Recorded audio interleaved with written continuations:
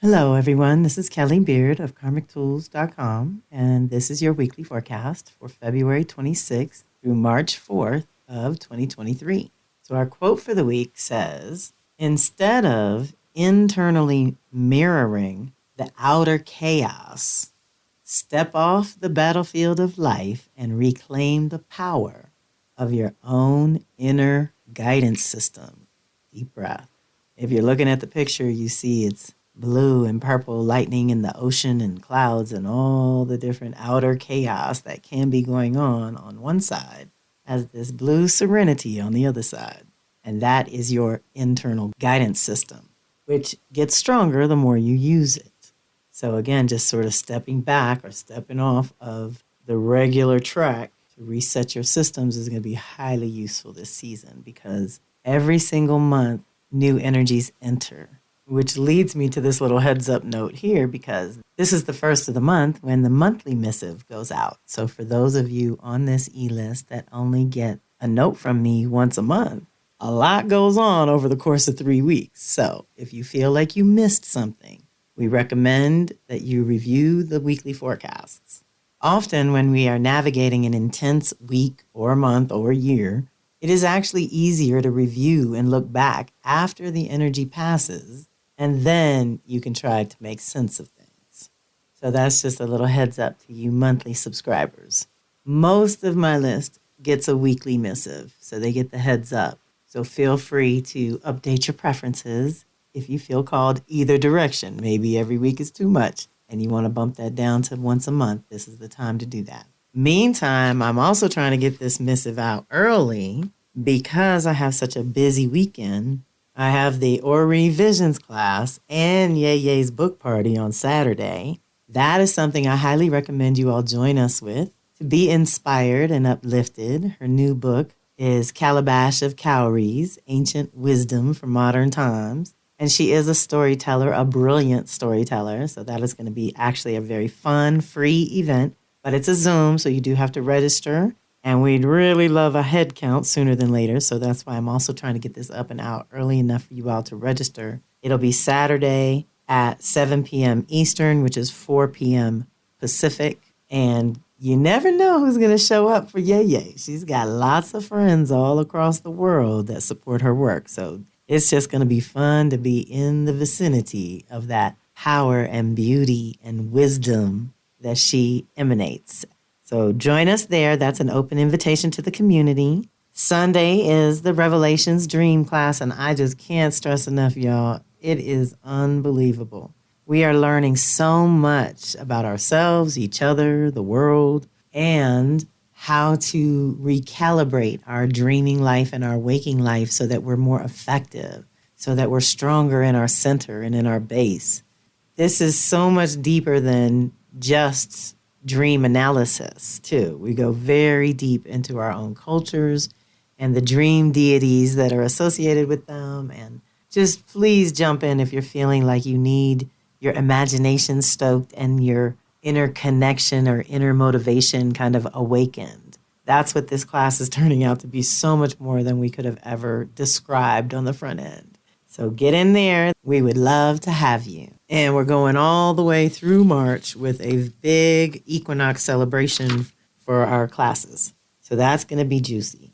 So Ye's book party Saturday, Dreams, Revelations classes Sunday. That is at 3 o'clock Pacific time, which makes it 6 p.m. Eastern. And we don't stop there. Then I have my Astro 101 class on Tuesday. But Wednesday, it's an open invitation to everyone to join us in the Soul Sisters Circle for Whale is our animal of the month. The archetype is the mystic. And this is the once a month we get together live. So there's links in here to register for that. We ask for a $25 donation. This is how we're kicking off the week, because that is Wednesday the 1st. Our first activation doesn't happen until Thursday the 2nd. And it's a very busy day. Everything we got is happening on that Thursday. Venus conjunct Jupiter is huge. Jupiter's only there every 12 years. Venus is only there once a year. And right now, there would be Aries. So they're both initiating. Also, Venus and Jupiter are the benefactors. They bring blessings no matter what kind of lessons they bring with them. It's always a blessing to engage with Venus and or Jupiter. So when they get together in this way, we're kind of initiating micro to macro, your individual identity within the context of your relationships and how that's evolved and you're rebirthing who you are. So it's also adjusting who wants to relate with you and how they relate with you. And everybody's getting an upgrade. But that's on the personal level. Jupiter brings in the social collective level. Now it's bigger. Now it's the 12-year cycle of a new story you would like to tell around your purpose and identity, and how your consciousness is grown is going to be revealed by the choices you make in that department. So this is bigger than my little paragraph description, y'all. So do some meditation. Check in with the Aries department of your chart. That's where this rebirth and new beginning and clean slate energy is initiating. And by May, Jupiter's moved on to Taurus, so it's going to be a whole nother ballgame. So let's get this initiation underway with the full support of so many other things, okay? So this is an extremely powerful energy that brings the two benefactors together to initiate a new cycle that makes you very mentally present to the fact that both your values and your truth are shifting. This energy encourages you to improve your life in some way.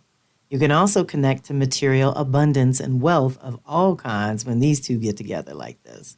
This is usually a pleasant shift because it is about expanding your sense of authentic beauty, as in nature and the interrelatedness of all living things.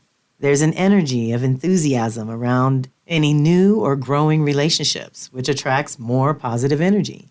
This is the best time to be creative and expect miracles. Ashe, call it in, y'all.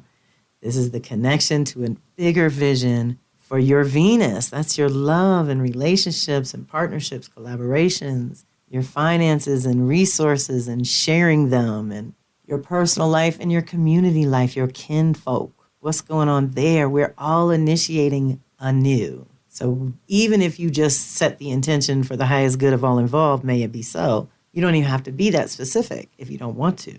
But I will say, as a ritualist and ceremonialist over here, when you're working mojo, the more specific your focus, the more specific your results, okay? So that's why they say if you think a thing and then say a thing and write a thing down, it's not going to be long before that thing comes into being. So what are you calling in your Aries department to be rebirthed? Now, same day, Mercury is doing a major dance because it's spending the last few minutes with Saturn in Aquarius. For Saturn's last few minutes in Aquarius as well. They are initiating for the last time in 30 years at the 29th degree, which is just a potent degree, to call in this new reality of sovereignty and freedom for the individual and for the support and protection of the community, because every individual shows up with their light, with their power, with their wisdom to contribute to make that community even stronger, right? This is what we're dreaming up. This is the vision. This is the ideas, thoughts, and concepts that we want to bring into form. Mercury is how we think and our ideas, and Saturn is our reality and purpose, our roles and responsibilities, and most of all, like I said, what we bring into form. So this is an excellent energy for any important project that requires your undivided attention.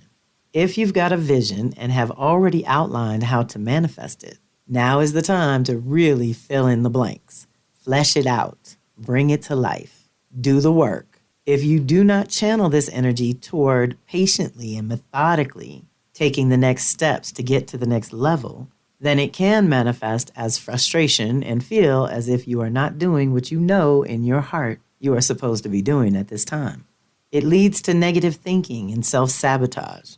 A better expression would be to not think of the things that can go wrong, but entertain the possibility that every door opens and all paths lead to your goal, no matter how they appear at the moment. Deep breath. And this is what's changing as it sets that off and calls something into form in this moment. As we think it, may it be so. for the highest good of all involved, right? It slips right into Pisces where we really go deep for a new vision. That new vision has to be rooted in the reality of being a sovereign individual with dominion over your physical body and your personal health and very important private things that social collective is trying to invade at this moment. So boundaries and protections are all important. Not so strong that they block your good, but strong enough that they block anything that does not have to do with you. So here, any planet that enters Pisces, I tell you, watch them boundaries and recalibrate them. In this case, it's a new beginning. It's kind of an ending before the new beginning can happen. So Mercury in Pisces activates our imaginations, for better or worse. Remember that using your imagination to imagine the worst case scenarios is a poor use of this powerful gift. The imagination is another way that your soul talks to you. And when anything is moving through Pisces, especially the messenger, who moves freely between realms, by the way, we have access to some potent creativity and new visions for the future. Take advantage of this energy to clarify what new vision you want to step into as we move into the spring of 2023. If you imagine doom and gloom, it is more likely to manifest. If you imagine breakthroughs with relationships and resources, then you will create more of that. This time in Pisces is going to have its own additional caveats. Your intuition and imagination will be involved, for better or worse. So try to connect fluid language with vivid imagery, the Pisces way. Keep in mind, nothing is linear or logical about Mercury in Pisces. This is all spirit or otherworldly or multidimensional. So any spiritual healing work is tremendously supported by this energy. Check in with your own beliefs, dreams, and fears, and make time to be in nature under the sky. That always gives the monkey mind a break, but especially during Pisces time. Each year, we are supposed to be dreaming up the action plan that we will execute throughout Aries-Taurus time. And don't forget, the best thing about this energy is that it is totally easier to commune with your ancestors, orishas, angels, and animal spirit guides when the planet of communication is in the sign of other realms, dreams, and mysticism. It's the best time for divinations and consulting with your personal counsel to find out what will be supported throughout the rest of this year. Deep breath. I do this every year. I think you all have heard me say the ancestors are my board of directors at work, my council of elders at home, and my cheerleaders and confidants as I birth something new or create something new, or they hold me after I've gone to the underworld to do some shadow work, and they nurse me back to wholeness when I get back to this side. You need your invisible team, people. They're much more reliable than the humans, I promise. And if you're not familiar, then this is the time to get familiar and figure out who your team really is. Now that's all Thursday. All in one day, we have our activations for the whole week. Then Friday, Nasa Bawa and I are going to get together again live on her YouTube channel, which is linked in the blog here. She does this regular program that she calls Dear Ancestors. Can you please help me understand energy? And she picks a topic to cover. Friday's topic will be attachment and detachment.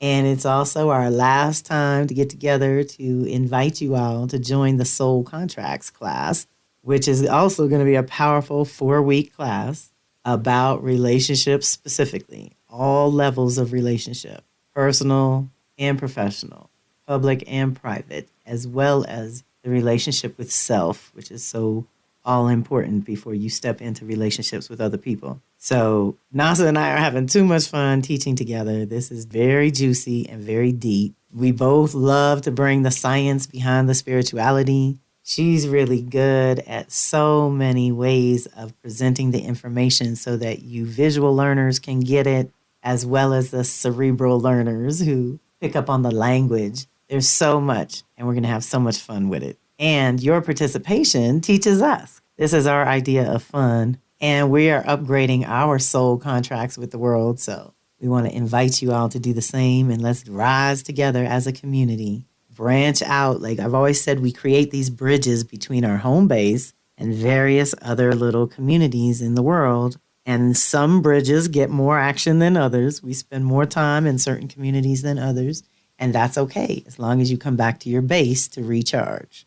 So the base is expanding around here. And we are very, very grateful.